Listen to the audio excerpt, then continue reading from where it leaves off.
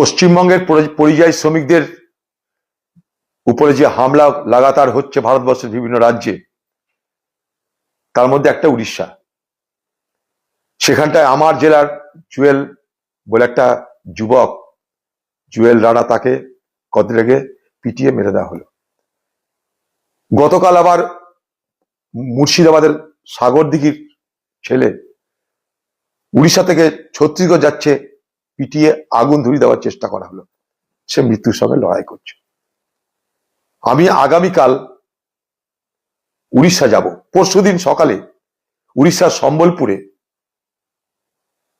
সেখানকার পরিযায়ী শ্রমিক যারা মুর্শিদাবাদের এবং যারা বাংলার আছে তাদের সঙ্গে দেখা করব এবং তাদের বিষয়গুলোকে নিয়ে দরকারে উড়িষ্যাতে আন্দোলন করব।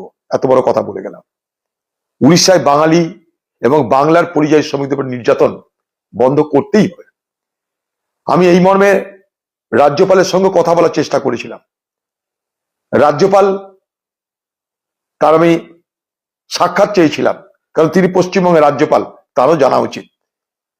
শুনলাম উনি দিল্লিতে এসছেন, তাই ওনার কাছে আমি বলেছিলাম একবার কথা বলবো কিংবা সাক্ষাৎ করবো আপনার সঙ্গে, আপনি আরো সময় দিন, কারণ আপনি বাংলার রাজ্যপাল, দিল্লিতে এসছেন, দিল্লিতে বিষয়গুলো বলা উচিত সেই সমস্ত নির্দিষ্ট মন্ত্রকে।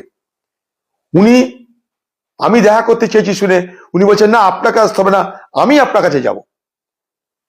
উনি যদি আসেন আমার কাছে, ওনাকে আমি সামনাসামনি পশ্চিমবঙ্গের পরিযায়ী শ্রমিকদের দুরবস্থার কথা বলতে পারবো। তাই 4 তারিখে সকাল 10টায় সোনাপল্লী সম্বলপুর সেখানে মুর্শিদাবাদের এবং বাংলার যে সমস্ত পরিযায়ী শ্রমিক আছে তাদেরকে আসতে বলেছি। এক জায়গায় জড়ো হবে তারা, সেখানটায় আমিও যাব।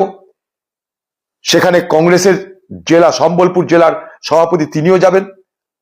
আমরা তাদের সঙ্গে আলোচনা করে আগামী দিনে তাদেরকে কি করে উড়িষ্যায় রক্ষা করা যায় তার রূপরেখা তৈরি করার ব্যবস্থা করব এবং উড়িষ্যাতেই আগামী দিনে আরো বড় আন্দোলন করবার চেষ্টা করব। বাংলায় যারা যারা কংগ্রেসের নেতা ওয়ার্কার আছে, যদি সম্ভব হয় তারাও যেন সম্বলপুরে চলে আসে। সবাই মিলেই আমরা সেখানটায় তাহলে তাদের কথা শুনতে পারবো, জানতে পারবো। কেউ যদি সুযোগ পায় তারাও যেন চলে আসে।